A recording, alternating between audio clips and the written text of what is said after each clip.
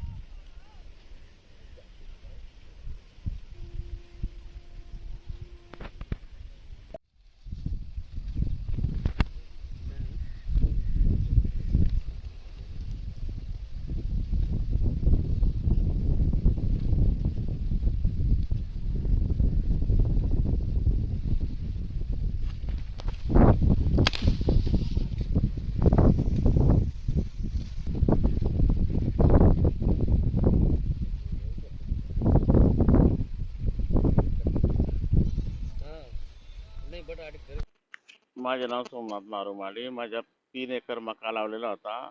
आतापर्यंत तो आता 15 दिवसात काढणीवर येण्यासारखा होता, पण आता नैसर्गिक आपत्तीमुळे तो पूर्ण जमीनदोस्त झाला आहे. माझ्या पूर्ण खर्च वाया जाण्याची भीती आहे. त्याच्यामुळे शासनाने लवकरात लवकर पंचनामे करून आम्हाला काहीतरी मदत जाहीर करावी ही विनंती. इतका खर्च करून आम्ही जेमतेम त्याला आता काढण्यासाठी योग्य केला होता, पण जास्त खर्च झाल्यामुळे शासनाने आम्हाला त्वरित मदत करावी.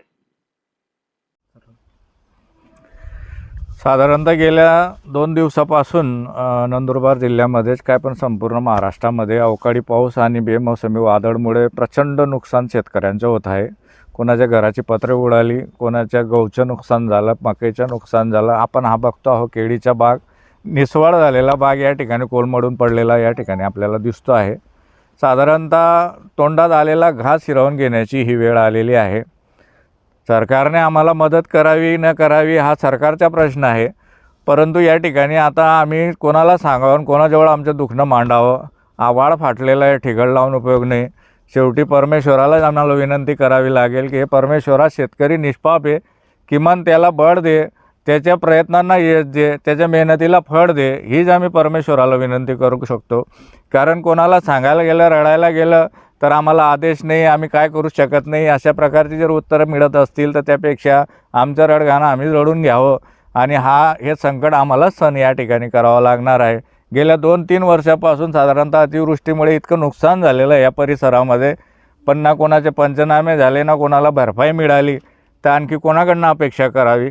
शेवटी परमेश्वरालाच आम्ही या ठिकाणी विनंती करतो की हे परमेश्वरा, या निष्पाप अशा या जगाच्या पोशिंद्याला तूच वाचव आणि हे संकट टाळ. कारण बऱ्याच ठिकाणी गारपीटसुद्धा झाली. त्या शेतकऱ्यांची काय परिस्थिती असेल, मनस्थिती असेल, हो तोच जाणे.